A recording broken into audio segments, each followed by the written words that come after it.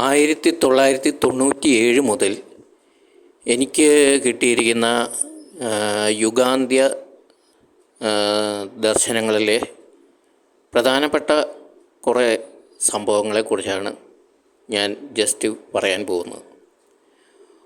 ഒന്നാമത്തെ ഒരു സന്ദേശം എന്താണെന്ന് വെച്ച് കഴിഞ്ഞാൽ, 97 എനിക്ക് കിട്ടിയ ചില നിർണായകമായിട്ടുള്ള വർഷങ്ങളുണ്ട്.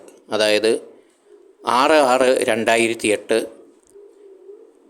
പിന്നെയുള്ളത് 6/6/2017, പിന്നെ 2020, 2022. ഇങ്ങനെയുള്ള ചില വർഷങ്ങളെക്കുറിച്ച് 97 എനിക്ക് സന്ദേശം ലഭിച്ചതാണ്. പിന്നെ എനിക്ക് കിട്ടിയ ഒരു പ്രധാനപ്പെട്ട സന്ദേശം എന്ന് പറയുന്നത് ജപ്പാനിലെ സുനാമി. കുറേ സന്ദേശങ്ങൾ കിട്ടിയിട്ടുണ്ട്. സൂര്യൻ്റെ ചൂട് കൂടുന്നത്, മണ്ണിൻ്റെ ഘടനയിലെ മാറ്റം, പണം ഇല്ലാതാകുന്നത്, ജപ്പാനിലുണ്ടായ സുനാമി, ലോക ഭരണക്രമങ്ങളിലെ മാറ്റം, നന്മയുടെ രൂപത്തിൽ തിന്മ കടന്നു കയറുന്നത്, ബെനഡിക്റ്റ് മാർപ്പാപ്പയുമായിട്ടുള്ള ഒരു ദർശനം, പിന്നെ കൊറോണ, 2025 ആണ്ടിനെ കുറിച്ചുള്ള ചിന്തകൾ,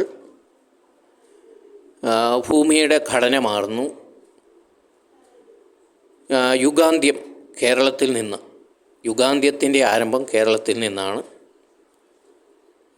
പിന്നെ വിശുദ്ധ മിഖായേൽ മാലാഖ ഭൂമിയിലെ തൻ്റെ അവസാന ദൗത്യം ആരംഭിക്കുന്ന ഒരു ദർശനം, വത്തിക്കാനിലെ സ്ത്രീ പ്രക്ഷോഭം, പിന്നെ യുവജനങ്ങളുടെ കഷ്ടപ്പാടുകൾ, യുവജനങ്ങളുടെ ദുരന്തകാലം, സമയത്തിൻ്റെ വ്യതിയാനം, സമയത്തിലൊക്കെ വലിയ വ്യതിയാനം ഉണ്ടാകുന്നത്, പിന്നെ മനുഷ്യൻ്റെ തിരക്ക് വർദ്ധിച്ച് മനുഷ്യൻ വിശ്രമിക്കാൻ പോലും ഉള്ള ഒരു അവസരമില്ലാതാകുന്ന പോലത്തെ ഉള്ള ഒരു ഭീതിതമായൊരു കാലം. പിന്നെ അതിൻ്റെ ഇടയ്ക്ക് വേറെ കുറേ ചെറിയ ദർശനങ്ങളെല്ലാം ഉണ്ട്.